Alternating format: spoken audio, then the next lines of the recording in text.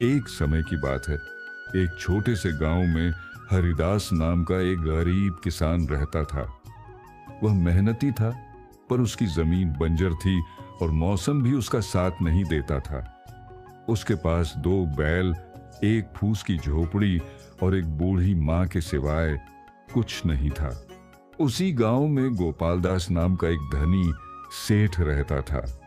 उसकी कई जमीनें, दुकानें और नौकर चाकर थे, मगर वह बहुत घमंडी और कंजूस था। एक दिन गांव में भयंकर सूखा पड़ा। किसान के पास खाने को अन्न भी नहीं बचा। मजबूर होकर वह सेठ के पास गया और मदद मांगी। सेठ ने तिरस्कार भरे स्वर में कहा, अगर खेत जोतना है तो मेरे बैल से काम लेना पड़ेगा और बदले में आधा खेत मुझे देना होगा।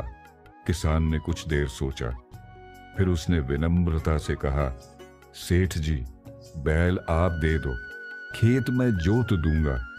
फसल अगर अच्छी हुई तो मुनाफा बांट लेना, पर आधा खेत देना मेरे बस की बात नहीं। सेठ हंसा और बोला, ठीक है, देखते हैं तेरी मेहनत का जादू। किसान ने दिन रात एक कर दिए।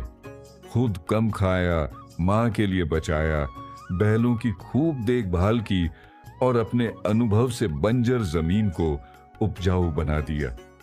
कुछ महीनों में खेत सोने सा लहलहाने लगा। फसल देखकर सेठ की आंखें चौंधिया गईं। अब वह लालच में आ गया और बोला, यह खेत तो मेरी जमीन से अच्छा निकला, अब मुझे आधा खेत चाहिए। समझा। किसान मुस्कुराया और गांव के बुजुर्गों को इकट्ठा कर लिया। सबने किसान की मेहनत देखी थी, उन्होंने न्याय किया। सेठ जी, आपने बैल दिए थे, मेहनत किसान की थी, मुनाफे का हिस्सा मिल सकता है, पर जमीन नहीं।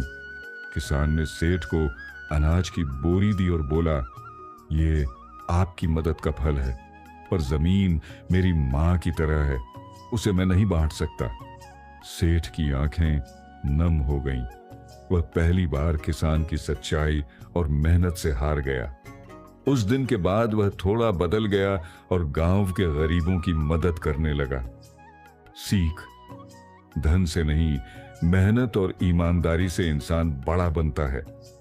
अगर आपको इस तरह की कहानी पसंद है तो आप हमारे चैनल RDG स्टोरीज को सब्सक्राइब करें और वीडियो को लाइक करके शेयर कर दें, ताकि ऐसी और भी प्रेरणादायक कहानियां हम आपके लिए लाते रहें।